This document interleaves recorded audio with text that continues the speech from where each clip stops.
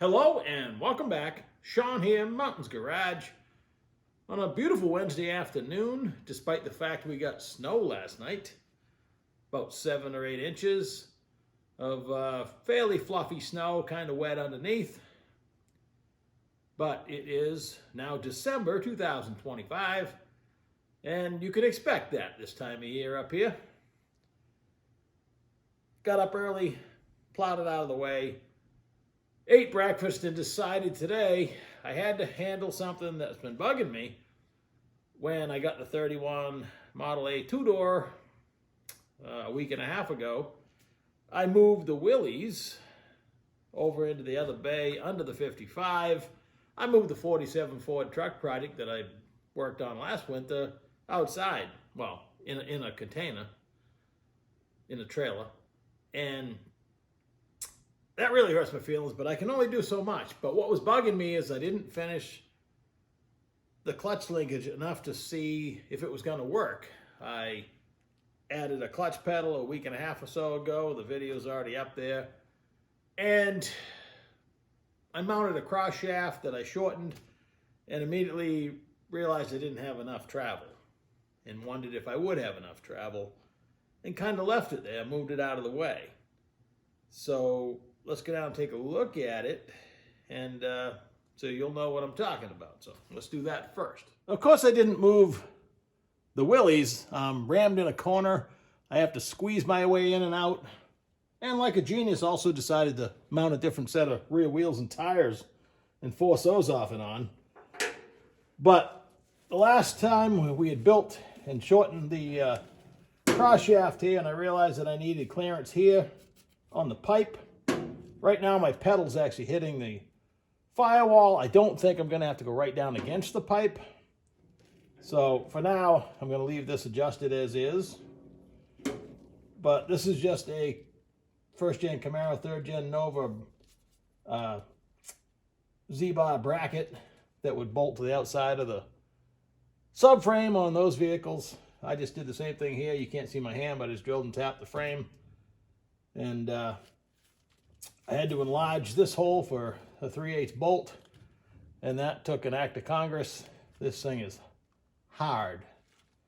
So then I marked with the Z-bar in this position, I marked the center and drilled an 1.5 inch hole, hoping I wouldn't have to modify it because I want to put a boot of some sort on here. The way it worked out, a boot's going to be difficult. I'm hoping I don't need all this travel. I think I have a lot of travel, which is going to be good, and maybe it'll only operate in this area, and a boot will be a lot easier, but I got it situated so I'm not hitting the opening of the hole, and I have a lot of stroke available if needed. These are the different wheels and tires. I had them outside, I mounted them up. They clear the fender better. I moved, just pushing it around the yard. I was either gonna have to raise the ride height, or I didn't really want to raise the fender because it's already looks pretty good. So I decided to try a different wheel and tire, and the offset on these just happens to fit. So under the dash, I wanted to use the original hole that was in this Nova clutch pedal, and thinking that it's interesting if it wasn't the kind of day it was today where you could stop and think about it, but this is a lot of travel. I have a spring right now just pulling it back to simulate a clutch so it doesn't just fall down all the time. So you should have some free pedal, and then you can see the bend I had to put in the rod. And of course, when you bend it, you're probably losing stroke, but I was able to extend it at the same time, and it seems to work pretty good. I'm also gonna take the other pad I got and rework this so it's down a little bit, and kind of very similar to the way a Camaro Nova would be. So again, it should have some free pedal. I don't know exactly where my top's gonna be, but lots of room for my foot. I gotta trim this man killer out of there too, and a lot of this, you could bleed to death here pretty easy, but I think my mechanical linkage is going to be a success. This area is going to be as comfortable as it can be. I changed the steering column, although the dimensions are very similar, without having a different type of mount I'm right against where the column starts to enlarge. It's as good as it's going to get. I was able to move it down compared to the other one about an inch. And I don't know if I'm going to keep the steering wheel or not. I kind of like it. It's just unique in its own way, but I'll be glad to get this straightened out and have it matching. I bought round pedal pads as well. I could convert this. What I like about these is they're curved and they conform to your foot better because your foot goes through an arc as well. And when you have just a flat rubber thing, it's just not as comfortable. It works, but it's, this is more ergonomic. That's the word of the day again. I thought about using some Hurst shifter linkage and rebending it and putting pins and clips in it. And that works okay, but it's hard to beat a rod end. I started with this style rod end, the 3/8 fine. 3/8 fine, they got a stud built into them. I used to work on a fleet of trucks and we had some L9000 Fords, and from the pedal down through the dash, it had this rod end, this exact one. This is a McMaster car, but I built a lot of linkage out of this style rod end. Its drawback is there's no fail-safe. If it was to wear out enough, the rod end can fall off the ball and nothing can stop it, whereas if you have a bolt, probably got a much better chance of holding the rod end in, especially if you have a washer on it. But again, this is clutch linkage, it's not steering. I see people use these in steering as well, but no different than buying a ball joint, I suppose. That's just a crimped over piece of metal over a ball with grease in it. So you can overthink a lot of things. The reason I didn't use this, I had it, both ends of it mocked up in there. But when I drilled my 1.5-inch hole through the firewall, if I had gone this much, see the distance between the made-in hex and the rod end, it's about, almost a 1/4 inch by the time you're done. If I had set the hole over a 1/4 inch, because I'm just guessing, I mean engineering, and if the whole hole was over a 1/4 inch, this would have worked and I would have left it in there.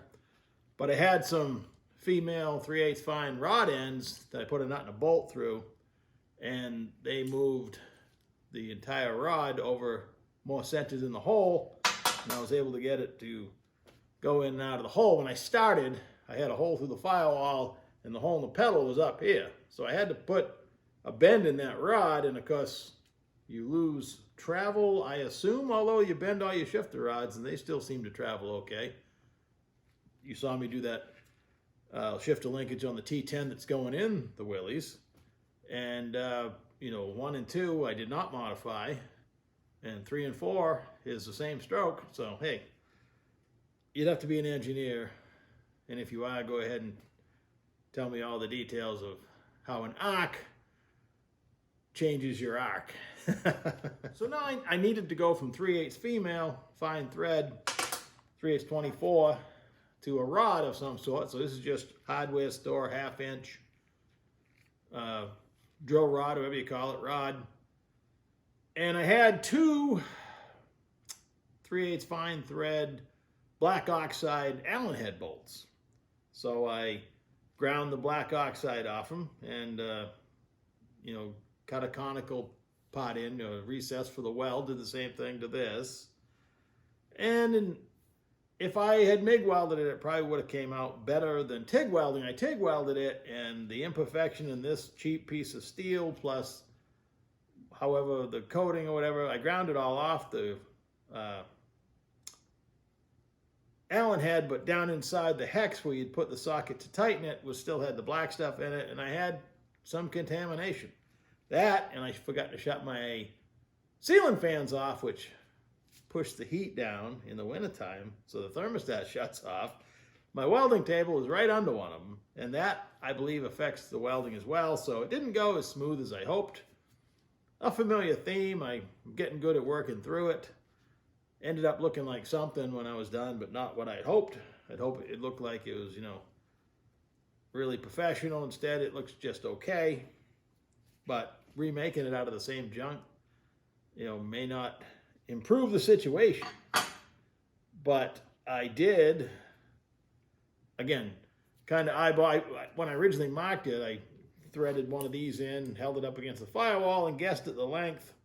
And once again, if it was a 1/4 to a 1/2 inch longer, it would have worked out better. But it did work. At least I have a concept. I think all the pieces that are in the car are going to stay. But now I got, more knowledge from the last time I did it. I've done this quite a few times. I had a square body Chevy, a couple of them, that I made all the linkage out of these. And man, it's smooth. And what I like about it, especially when you do from the Z-bar to the clutch fork, also in rod ends, it can't fall out. So as long as you get it in proper adjustment, you got a return spring on it, nothing's going to knock it out of place. So I like that. I haven't made that adjuster yet.